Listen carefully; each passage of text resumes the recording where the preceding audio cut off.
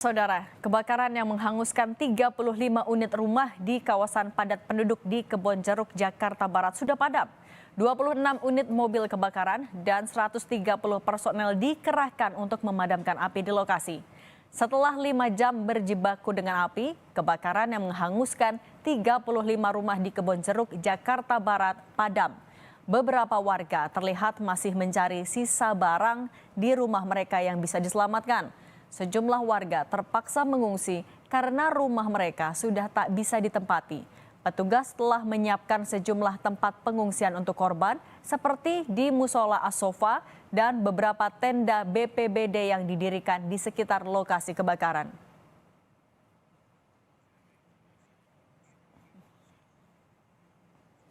Kebakaran melanda kawasan padat penduduk di Jalan Asofa, Kebonjeruk, Jakarta Barat Minggu malam. Api dengan cepat merambat ke rumah-rumah karena jarak antara rumah sangat dekat. Warga yang panik berhamburan menyelamatkan diri hingga tak sempat menyelamatkan barang-barang berharga mereka. Saat ini para korban tinggal di posko pengungsian yang telah disiapkan pemerintah setempat.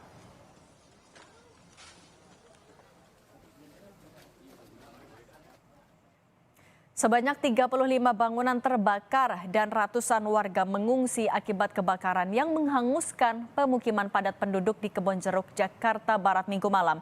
Kebakaran tak hanya menghanguskan rumah, namun juga barang-barang berharga yang tak sempat diselamatkan saat kebakaran terjadi. Berikut liputan jurnalis Kompas TV Asri Gunawan dan juru kamera Denny Yosua dari Kebonjeruk, Jakarta Barat.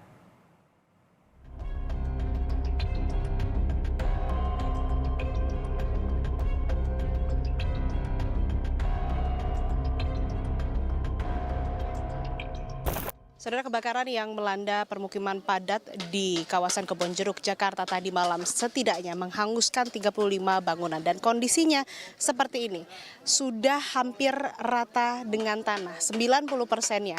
Kemudian juga barang-barang yang bisa Anda lihat ini sudah hangus terbakar, tidak hanya bangunan saja tapi barang-barang dan juga ada beberapa kendaraan yang ikut hangus terbakar. Namun siang ini pasca kebakaran masih ada beberapa warga yang datang ke lokasi kejadian untuk kemudian mencari apakah masih ada barang mereka yang bisa diselamatkan. Saya akan mencoba menanyakan langsung kepada salah satu warga terdampak.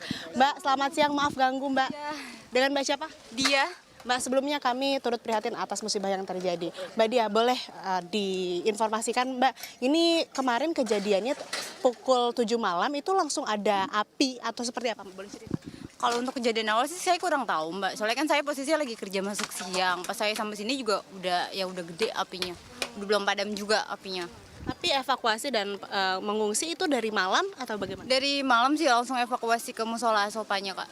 Mbak, sekarang siang ini datang lagi ke sini, ini rumah Mbak berarti ya? Iya betul, rumah saya. Rata bener, udah nggak ada yang bisa. Cari apa Mbak? Barang yang bisa diselamatkan atau data-data atau dokumen yang penting? Kalau dokumen sih udah penting, paling sisaan kayak gini aja sih ya, buat dirongsokin aja udah. Kalau soal tempat tinggal, ada info nggak dari pemerintah atau petugas terkait? Ada nanti akan bantuan dana atau ganti rugi begitu membangun lagi rumah atau seperti itu? Kalau untuk itu sih saya belum dapat info apa-apa ya Kak, jadi belum tahu infonya ke depannya kayak gimana. Tapi harapannya gimana? Harapannya semoga sih ada bantuan dari pemerintah untuk tempat tinggal sementara lah, biar bisa tinggal enak juga gitu, nggak di posko. Mbak Dia, semoga musibah yang terjadi ini digantikan lebih oleh Tuhan begitu ya, yang tabah, yang sabar, dan semoga sehat selalu, jaga kesehatan, mengingat juga semalam kan ada asap yang dihirup begitu ya. Jaga kesehatan ya Mbak, terima kasih. Itu tadi yang disampaikan oleh salah satu warga terdampak kebakaran di pemukiman padat di kawasan Kebonjeruk, Jakarta. Sehingga memang yang paling dinanti dan paling diharapkan oleh warga terdampak adalah bantuan berupa tempat tinggal bagi mereka. Karena seperti yang saya sebutkan dari awal, bahwa rumah mereka ini sudah 90% ya, hampir rata dengan tanah. Asri Gunawan, Denny Yosua, Kompas TV, Jakarta.